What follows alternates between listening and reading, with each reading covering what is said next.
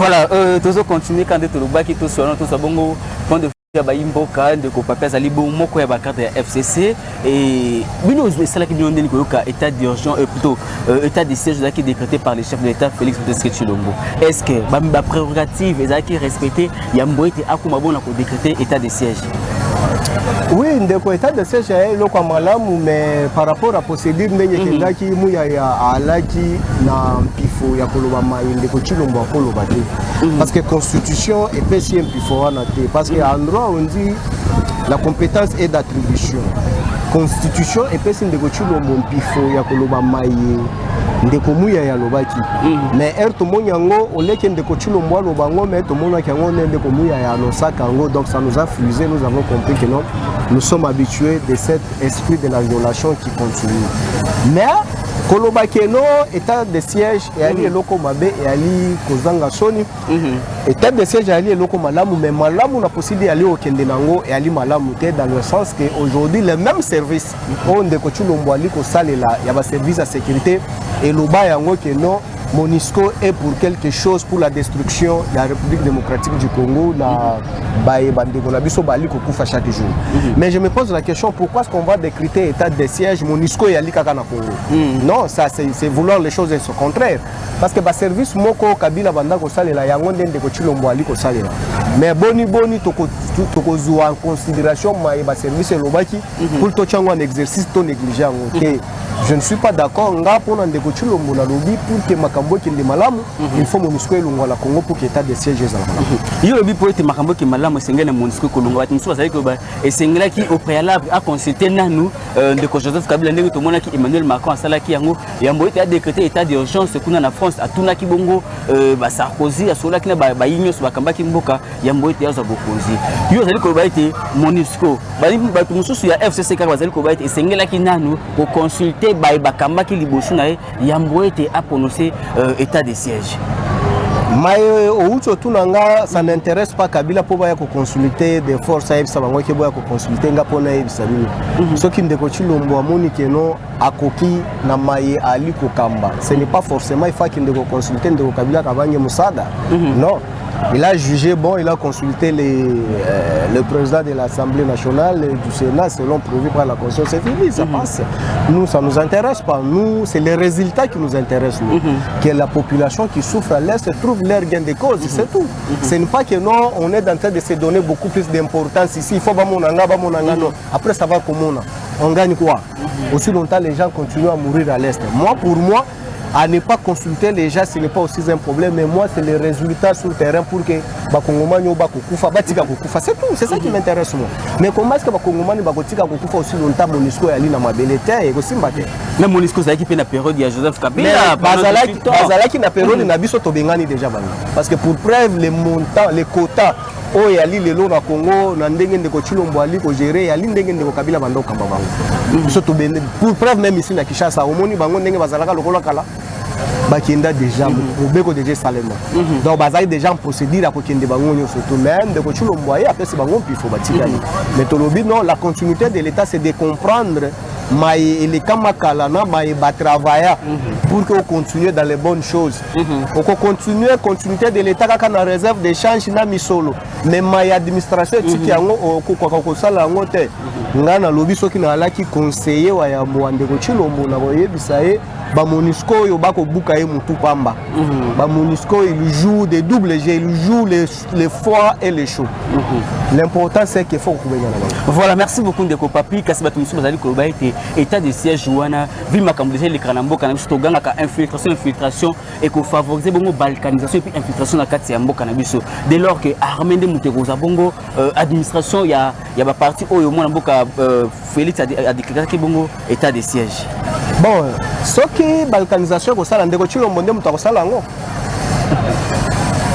Bon expliquer ba Congolais. Ce qui ndeko Tshilombo ko sala balkanisation nous attendons.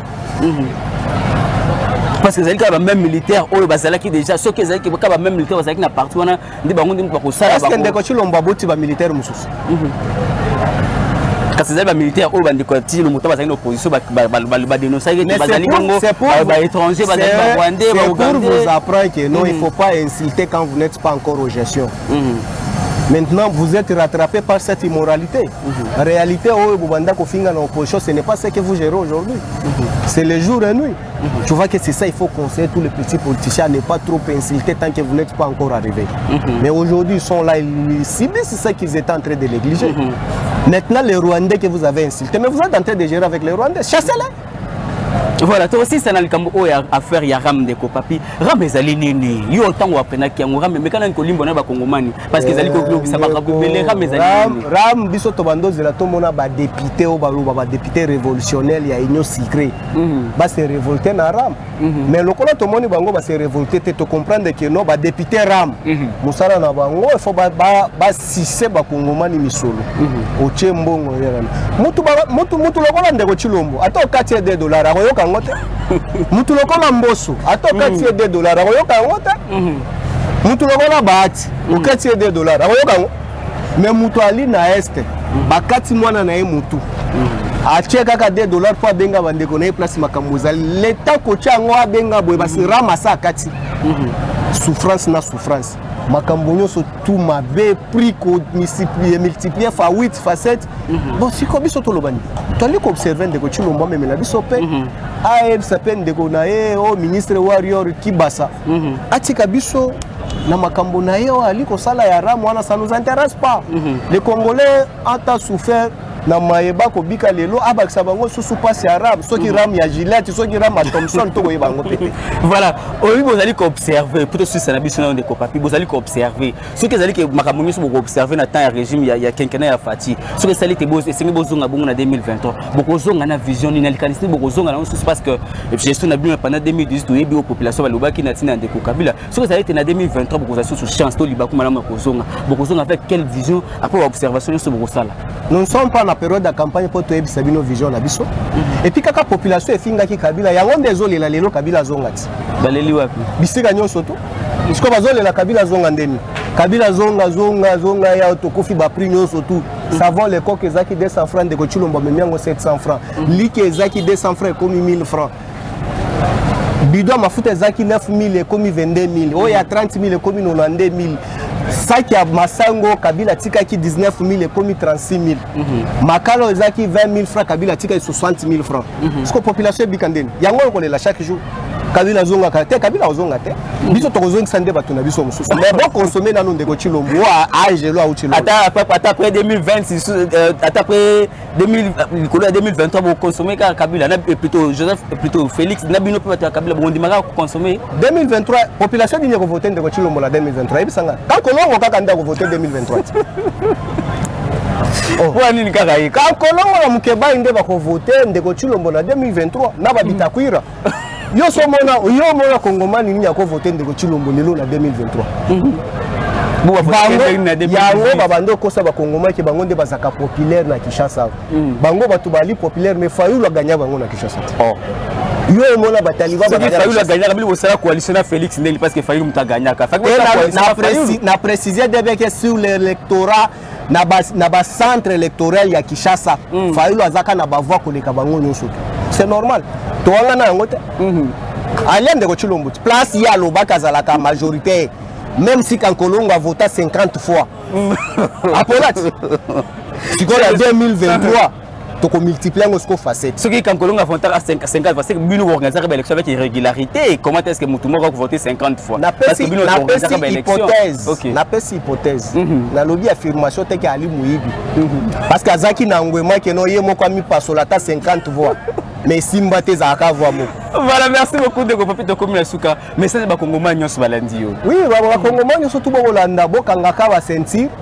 de ko chilombo na gouvernement na yo ba osale loko te. Loko te talaka erreur liboso. Ozali ko prédire warrior akoti ka mbala moko bomoni muya ya warrior. Déjà violation. Donc c'est pour vous dire que déjà ma baisse côté. Bon espérer na loko te la moindre des choses que tous la kaka tous serez va sentir 2023. Attendez ba sali bilanga dongo. Bako glisser te. Attendez bako pakola ba vaseline na bakankolongo bako mena bango ba saki o ba chantre na bango enyo sacré. Bako glisser te. Attends une minute bako glisser te parce qu'il y aura transition sans de kochilo. Ce qui pas Kabila possible bon pour nini tango ya Chilombo ezala face possible te yande kwa Kabila bato bandobi maboya 1 kilo Thomson Kabila tika ngo 1800 francs 2000 francs mais ndeko Chilombo ye yango bo 6000 francs seringue to bando somba ngo 100 francs to komo somba ngo 600 francs seringue comprimé ya kinino to bando somba ngo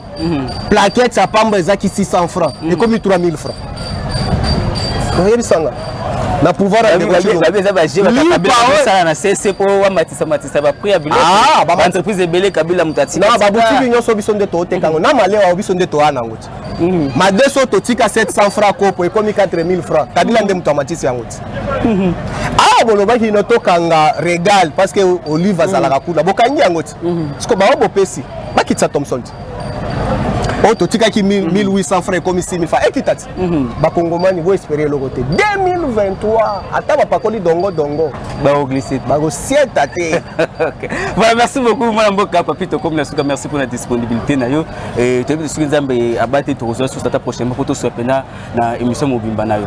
eza na problème te boya to ko solola parce que makambo ali okende mabe makasi bato bazoya ka minene côté enyo sacré mais ba kongomani ti bato awa minene me lipe yokonda mikate zokonda même savoir les coq ba condition na pouvoir en c'est que tu espérer l'autre na gouvernement ba warrior oyo nde bana gouvernement sama lukonde ba guerrier ba betamen guerrier ba yeba kaina ba cicatrice aboma ba Goliath ba nini tala bango so bana ba cicatrice na bango eza ni tanga bango même pas 100 jours tu révalé bango après 100 jours ba ça peut procès 100 jours bisit. Voilà, merci beaucoup. Voilà, Papito comme la Souka, merci beaucoup pour la disponibilité. Merci beaucoup, c'est moi qui vous remercie. Voilà, merci beaucoup. Mais bon, ça devient beau, soit tika ba danse là. Banini. Ba danse leki. Ba danse leki. Quand c'est héritage au Kabila Tikati. Les héritages de Kabila Tikati. Abini Sanan. Abini Sanan. Les héritages de Kabila Tikati. Héritage Kabila ndala l'accès chorégraphe au kata loketo bon. Même bon ça za frère Joseph Kabila. Et ça frère Mobutu. Mais Kabila travaille. Voilà, merci beaucoup de continuer tous sur la tous bongo baimboka et tous pas intervention mon mboka Mike Mukeba et tous cas par rapport à makambo état de siège tous bongo pe makambo ya baram ozali ko tungisa baimboka belé ba kongomana bazali ko ebate ezali nini au juste des ram bazali pe nini état de siège oyo dodi enfant gâté cameraman privé to tambola to mekampe ko zo intervention bande commande mbote papa voilà ozali moko ya ba cadre ya FCC bokamba mamu ande ko mona mboka Joseph Kabila Kabange donc nous avons moi par rapport à l'état de siège qui est décrété par les chefs de l'État dans la partie est de Mboka na biso bino ba FCC besoin qui a est-ce que procédure qui bon respecter yambo été aller kabongo pour décréter état de siège na niveau ya procédure moi poko ces ali makasi boyebi que ndeko oya azali ko kambe ko lelo président Tshisekedi a respectaka ba procédure ya loi te na éviter peut-être ndenge pe à ça l'administration te mais respecter procédure ya loi te ou constituer lobby c'est lui qui devait expliquer ango kolimbola ango na la population congolaise mais les lois est commis makambo ya ministre ya information média communication média et communication na éviter ce qui va bengi ango ndenge wana c'est une même insulte envers notre peuple. Au lieu que la population va yoka baraison na mokonzi mboka tene ministre akende koloba constituer PC pouvoir et PC ndingisa ya kende koloba na peuple ya expliquer population ya sali angote mais pona ko beta ba promesse ya ba kolaka ba population ba promesse ya ba réalisation et wana zambango mais pona koloba etali sécurité azobimante azomona na te et biso comme ba nationaliste et jamais to kotika ko boya solution qui comme ma kimia na este ce qui to tika ki même kimia to boy ko kota mangba procédure puisque to lobaki que ba isa piège pour akozo 5 biso to loba pour ko lobaki to dali ko empêcher pour lokaki awa balembongo 700 millions de dollars à travaux à 5 jours au FCC empêcher na sala basali boy FCC empêcher nga o lelo FCC za lisusuté a recruter ka bao ya finga kilobi na batunaye kaka bango ne bakomi na kacha union sucré na ye donc biso procédure etali biso te mo etali biso de kimia ezonga na parti ya mboka wana na parti ya Congo pour bandeko bazali ko kufa na baza bandeko na biso baza bana biso ba mama na biso donc to lingi ata mokomoko te koyoka que violence ezali ko continuer et surtout que ye alaka donc alaka kaka mikolo nyonso a promettre kaka demander si na nutende kwa zaka na 2 ans papa aux États-Unis mandat aux États-Unis za 4 ans ils ont 5 ba mikolo belete mandat ils ont 5 kaka volonté Géraki est moko inanena ndambo na batuna ye FCC zakite o ba Géraki makambo itali ba programme ya ba 100 jours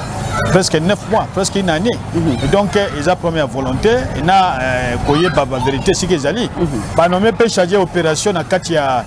état major général aza baye bazali ko bundisa biso lelo chargé des opérations na aza monté colonie il faut se poser aussi la question donc tolingi kimezong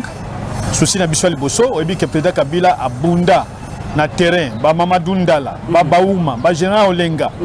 ba qui na contrôle la situation puisque to bango que na franco boto le même ba militaire rwandais ougandais na montagne nyuzu ba armement ebi ke bisika mutu to bunda na MONUSCO contre biso donc to zaki na situation en main que situation o e commis les lots pour situation est commis les lots et ko kamwate que lobito sima lobito que Goma et commis des gens entre maboko ya ba militaire étranger ko kamwate c'est que tu décidé de favoriser balkanisation na koyoka okoloba te biso to bien na limité ko favoriser balkanisation ba soldats étrangers mais puisque civil a kotambola ici sous terre et puis ba civil il risque même ba comme ko réprimer ba civil o baza innocent il faut qu'on définir ngo botindi bato bo pesi ba généraux boko pesa ba banani boko nommer les sous quoi boji ko tient état major général o expérience était abunda te le côté le côté bato boche mais ceux qui peut bango ba ko gérer province et ko dinda ko leka po ba gouverneur baza kuna baza ba gouverneur ya union sucré baza na kati union sucré baza ba gouverneur union sucré et donc biso tozana biso kaka ko souhaiter que Kimezonga Kimeza na kati ya Congo pour biso banso to travailler pour to contribuer pour le développement écolo et puis pour to redresser démocratie c'est-à-dire ko dinda lelo na kati ya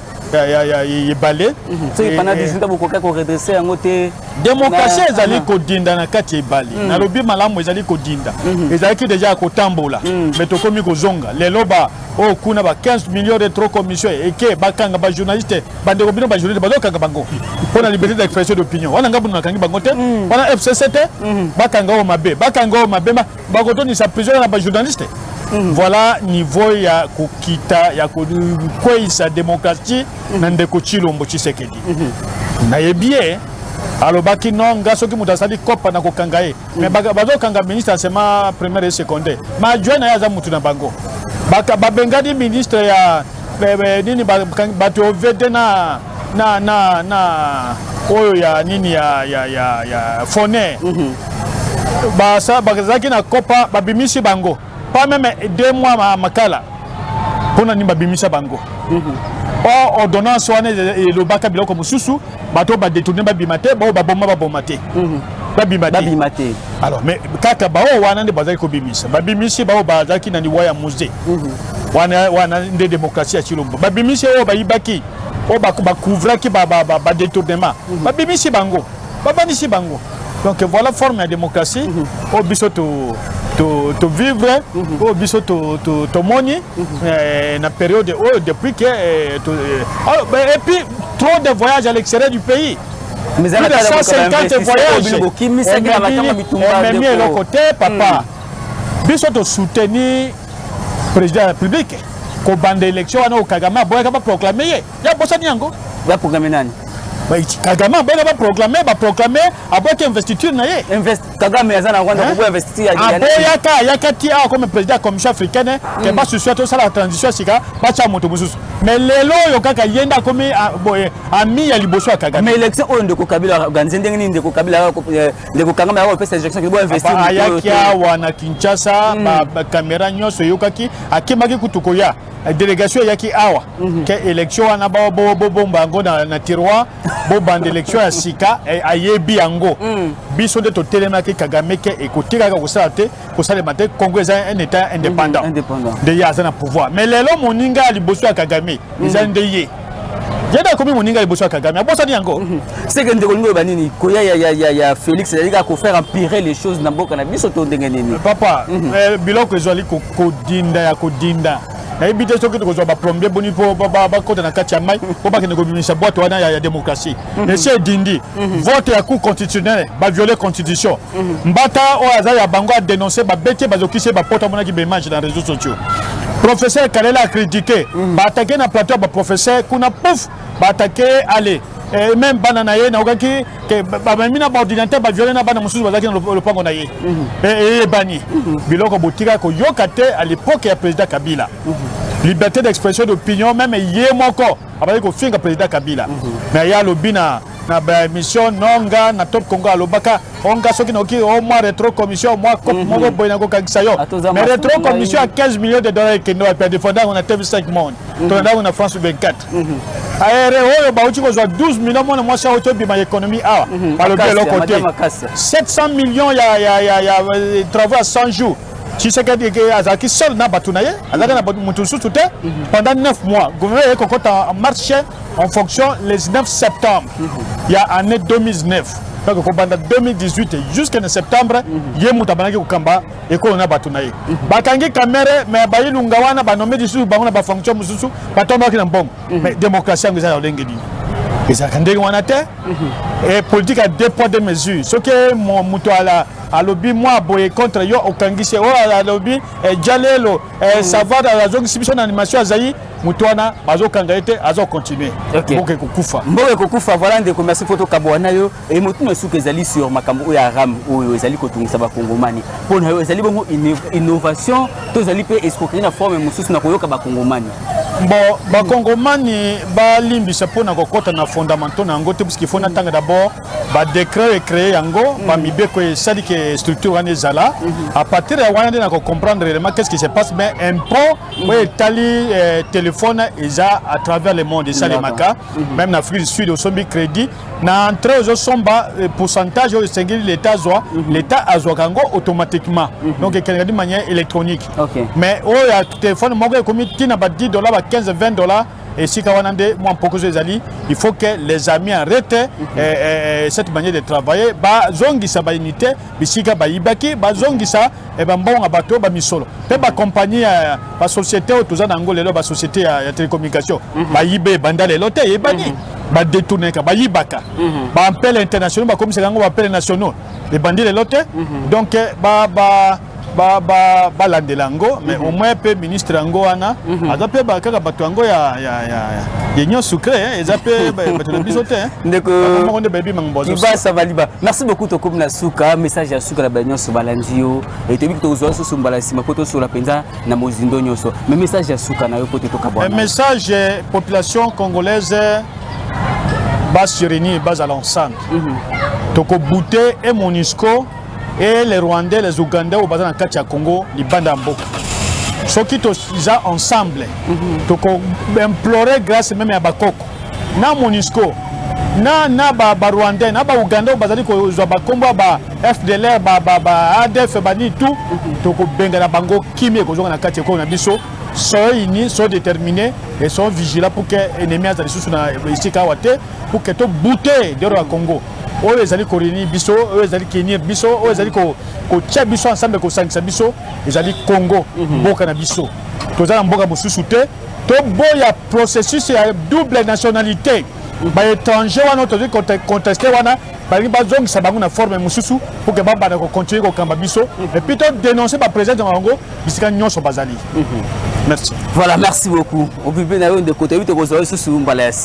voilà, merci beaucoup de Dieu enfant gâté. Merci pour la disponibilité na bino et bolinga kabongo mona mboka je ferme côté tozala kawana toujours pour na ko informer bino pour na ko l'accès bino lengekani makamazali ko kabongo awana kati ngom constitution ça pour kapana kati ya Congo na biso mba. Tozali ko continuer toza bongo point de vue ya ba kongomani mosusu ya mboye to sabongo na masolo na biso ya moko ya lelo.